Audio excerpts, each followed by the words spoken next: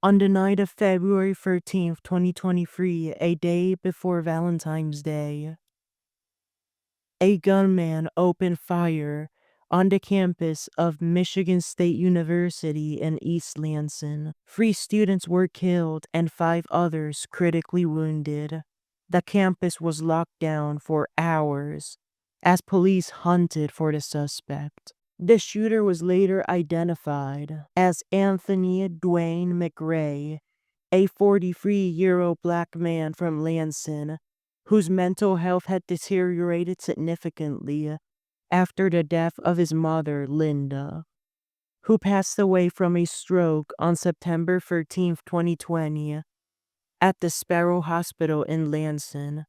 That is a day before my brother's birthday. At 8:18 p.m., 911 calls began flooding in from Berkey Hall, where a gunman entered a classroom and opened fire. 2 students died at the scene: 20-year-old Alexandria Verner and 19-year-old Arielle Anderson. A third student, Fraser, 20 years old, was critically wounded. The shooter then moved to the MSU Union Building, where additional 911 calls were made. Chaos erupted across campus as thousands of students sheltered in place. The wounded were transported to the Sparrow Hospital, the primary trauma center for the Lansing area. Doctors immediately placed several victims into emergency surgery. Despite efforts, one of those injured students, Fraser, was pronounced dead hours later at this hospital.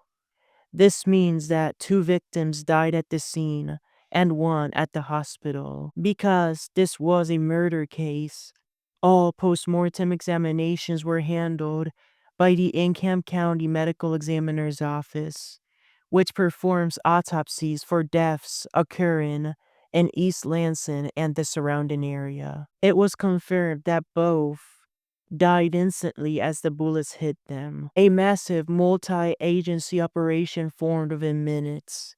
The MSU Campus Police, East Lansing Police, Lansing Police, Michigan State Police, and the FBI.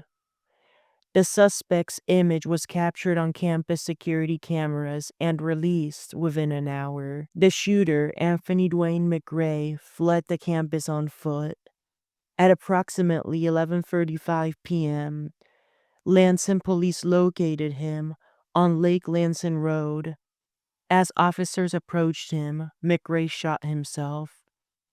He died at the scene instantly, not at a hospital.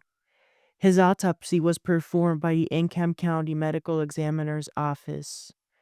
Once the bullet hit his brain, he was immediately dead. Meanwhile, the injured but surviving victims were released weeks later from the hospital and could start their recovery process moving forward.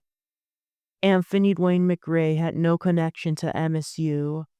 His father later revealed that McRae became deeply isolated and unstable from the death of his mother. He started suffering from paranoia, anger, and social withdrawal.